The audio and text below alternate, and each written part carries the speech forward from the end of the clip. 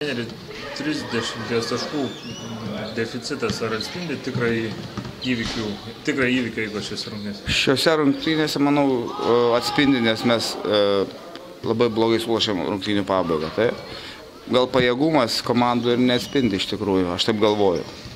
Bet rungtynės konkrečiai, kada žaidėjai neparodė charakterio gale, neparodė to, ką mes sustarė, tai už tai ir atspindi.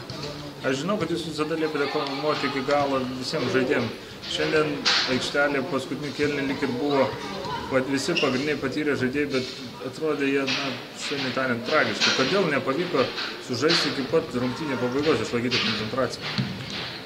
Čia, manau, reikia klausti kiekvieno žaidėjo. Čia labai lemia kiekvieno žmogaus psichologinės savybės, charakterio savybės.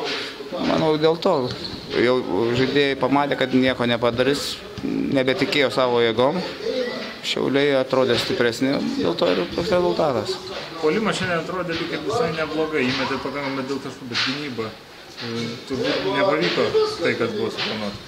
Ne, visiškai aš akcentavau žaidėjimą, kad negalim žaisti atviro krepšinio su Šiaulių komanda, nes šitoje arenoje yra pralošę ir Lietuvos Rytas žaidėme atvirą krepšinį, bet mes nesugebėjom to išpildyti. Arba aš nesugebėjau žaidėjų išmokyti, pasakyti, ką reikia daryti, arba žaidėjai manęs visai nesuprato.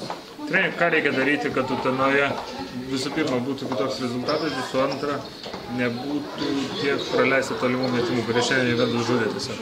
Manau, kad mes rasim teisingą išeitį iš tos padėties, padirbėsim šitos likusias dienas ir aš manau, kad Utenoje bus visai kitokios rungtynės, aš taip galvoju. Nemanot, kad pralaimėjimas savo skirtumą palauš komandą psichologiją? Nemanau, nes Rūbinėje mes kalbėjom, kad negalim palūžti, kad turim žaisti toliau, nes ne vienas rungtynės žaidžiamos iki 3 pergalių.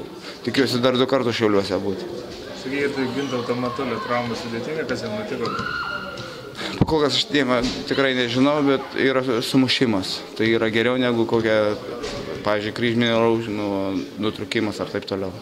Sakykite, treneri, nemanot, kuriam žaidėjams reiktų daugiau padirbėti, tarkim, prie baudų metimo linijos, žiūrint į šiandienos rezultatus? Aišku, jūs kaip visuomet teisus, viso gero.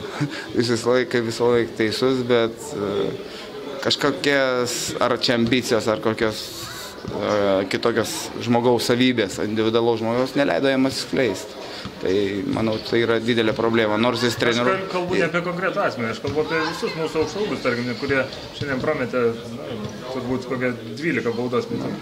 Mes dirbom tam linkme treniruotėse, bet vienas dalykas treniruotėse dirbti, kitas rungtynėse, kai toks psichologinį jau nebetiki, kad gali išlošti, tas ir duoda.